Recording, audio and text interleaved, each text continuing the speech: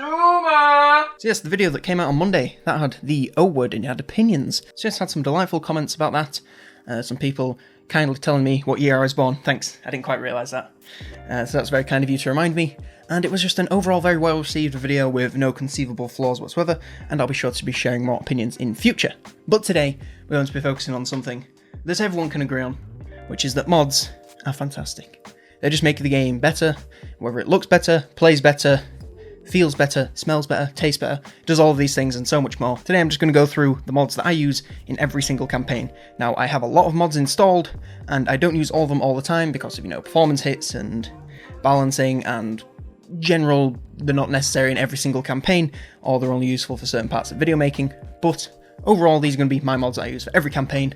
Of course, I'm going to list all of these in the description, so if you see any that you like, then be sure to go down there, click on them, subscribe to them, install them, because some of those don't just automatically install when you subscribe. Just be sure to check that. If you enjoy any of them, go over, take a look, and hopefully this can improve your campaign, make it just a little bit better. But yes, let's get into this. Before we get into this, I just want to say that these are in no particular order. They are simply in the order that I wrote them down in. They are categorized, but within those categories, there's no specific order. None of these are better or worse than others. They're just mods that I use.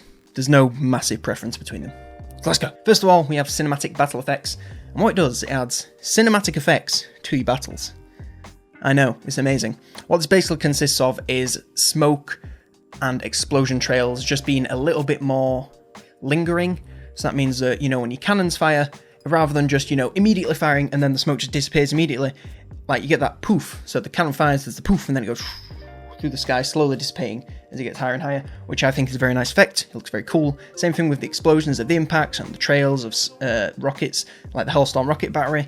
There's just a nice little smoke trail that lingers in the air. Looks very nice. It's very cool. I'd highly recommend this if you are into making videos or cinematics, or just like looking at your battles and thinking they look very cool. But you all know this is one of those where you can't just subscribe to it and then you install it. You subscribe just to show your support, and then you have to go click one of the links, download the thing, and then install that into your Warhammer 2 folder. Otherwise, it's not going to install. So just be sure to do that. But yes, very good mod. Highly recommend it. Next one. Next, we have Better Camera Mod. Now, this is just going to focus on the battle, because there are a lot of camera mods. There's one that's very much like this. It's called Closer to Action Battle Camera, I believe. But that is a little bit too close to me. It doesn't quite have the freedom. This one, it lets you get right zoomed out and lets you get right zoomed in without fading out the units, and lets you get a nice zoom. So that, because normally, when you go really close to a battle, the units on the edge tend to look a bit stretched out because you're really close to them rather than the central focus. What this allows you to do is allows you to zoom in really nice and just get everything looking really in focus and in frame, rather than it's like on the edge of frame and flopping in and out of it, which is a little bit messy. I obviously use this because it allows me to get much better shots. So for all the unit shots in the roster videos and the hero videos, and then for all the battle gameplay, that is all me using those camera maneuvers to, get it looking a little bit nicer than it did before. Because if you go look at the Vampire Counts one, where I wasn't using it, and then you look at a recent one, I think there's a very big difference, and it looks, at least I personally think it looks better. Hopefully you do too. But yes, that's why I use that. Now we have a Better Campaign Camera. This is kind of similar because it's just a better campaign camera, but what it basically does, it allows you to zoom really far out and really far in. Again, quite similar to the battle camera, but of course it is in campaign. And what zooming out this far without going into the tactical overview thing that you get, it just allows you to just get a grander overview of what you're doing in your campaign without, having to enter a different menu or look at it from a completely different perspective.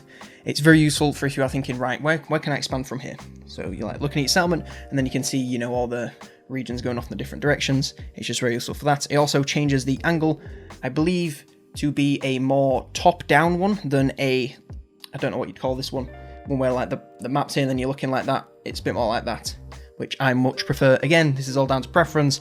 If you don't like that, you won't like this mod, but I personally do like it, so I use it. Next up, we have something that is completely purely visual. It is Building Progression Icons 2. I believe it's called 2 because there was one for Warhammer 1, so it's for Warhammer 2, so it makes sense. What this basically does is, normally when you upgrade a building, it just goes to the same icon, but with like a different number next to it or whatever. Whereas this, it makes it into a completely different icon, and these icons, they are so top tier in their quality that they look like they could be straight out of the base game. Like genuinely, you upgrade a building and it goes to an icon that wasn't originally in the game, and you cannot tell the difference. I use them since I found the mod. I've never stopped using it because it just looks more amazing. It also helps you to keep track of what buildings you got, so, you know, it's a win-win. Okay, Sebidi's Unit Resize. Sebidi is a very good mod maker for Total War Warhammer and Total War in general, I believe.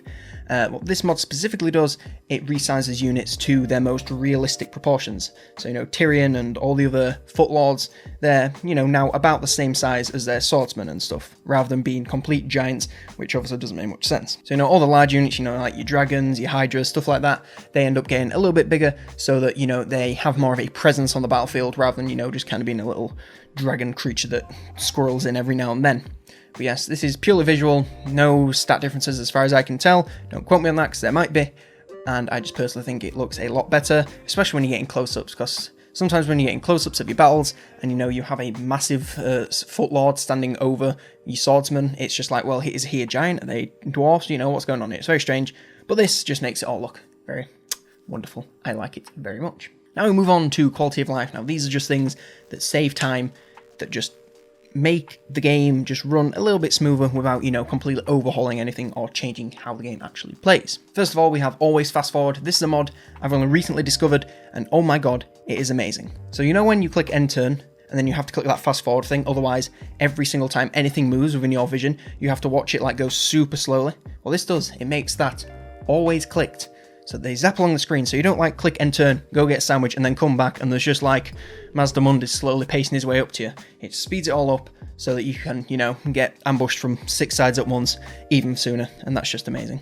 It's just a complete must-have. I don't understand why anyone would not have this enabled, because I don't understand why anyone would need to watch the end turn in not slow motion. So yes, install this one, use it, you won't regret it. Skip logo intros. It skips the logo intros. I don't know how to explain it other than that. You know, when you launch the game and you get like, you know, the CA and the Sega and all that stuff, it just skips all those so that you immediately go to the main loading screen and load into the game faster. It just saves you a bunch of time, and I don't understand any other way to explain it. It's just, yeah, it's just dead easy, dead simple. Install it, it saves you time. Can't complain. Wow, we really got through the quality of life very quickly because those two were ridiculously easy to explain, because that's what they should be in the game as options. But I digress. Now we come to the final category, which is gameplay changes. Now this is going to be stuff that does affect how the game works, be it giving different diplomatic options or changing how certain aspects of gameplay and campaign and battle work. This is the one that I can see being the most controversial because, you know, some people might not agree with changing how the base game works. They think you should just, you know, play on vanilla or nothing, or it's an illegitimate campaign. And I mean, that's all fair. But personally, I use these because they work in a way that is either beneficial to me as a content creator, or they just make more sense to me and make my campaigns and battles that much more fun.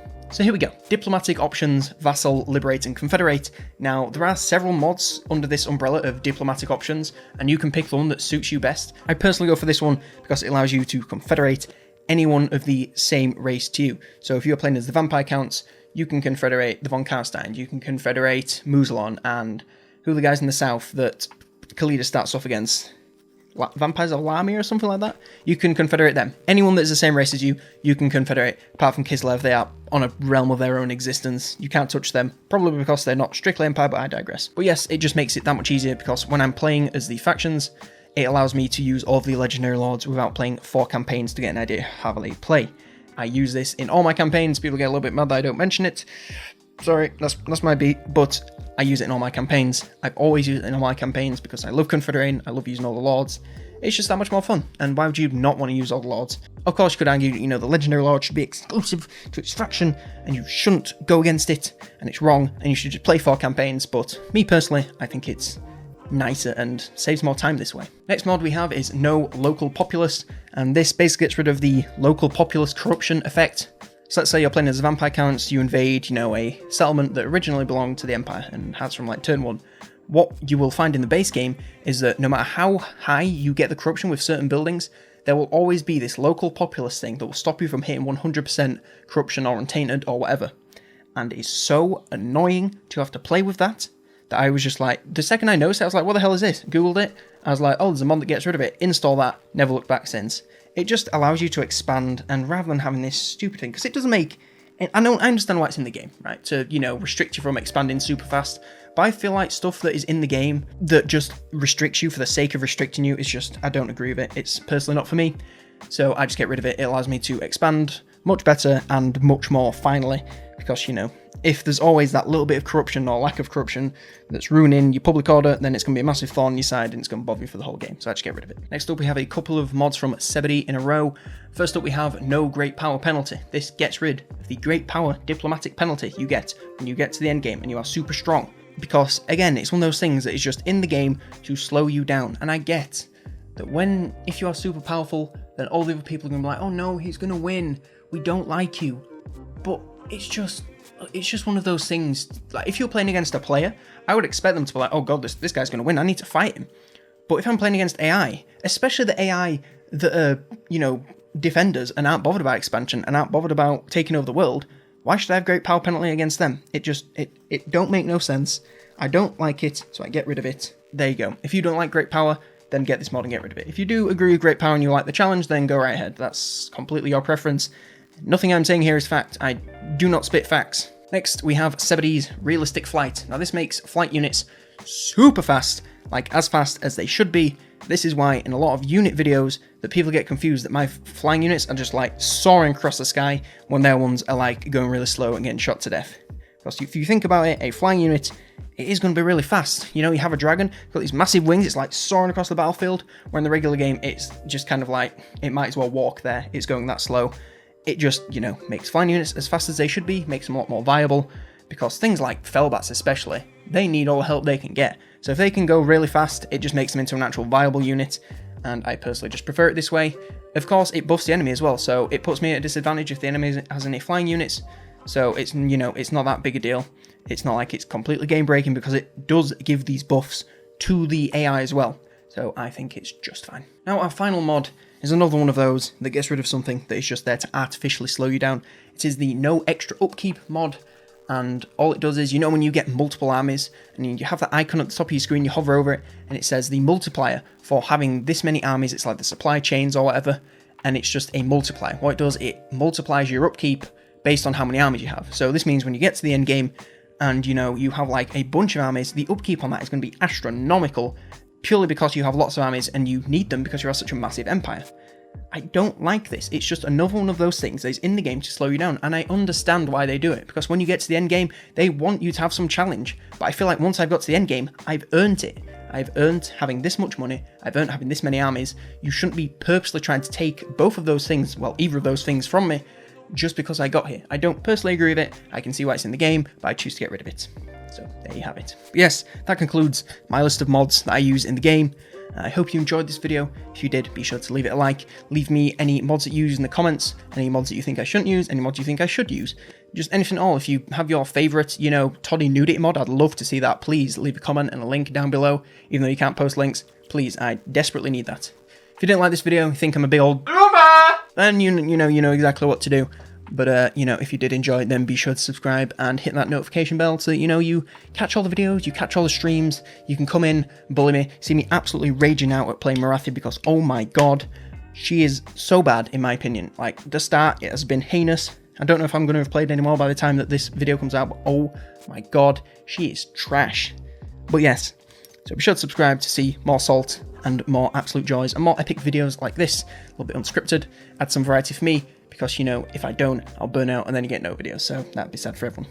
But yes, that'll be all from me today. Goodbye, my Zoomers, and be sure to join the now 12% of subscribed viewers. I appreciate that very much. Later. Time to dance again.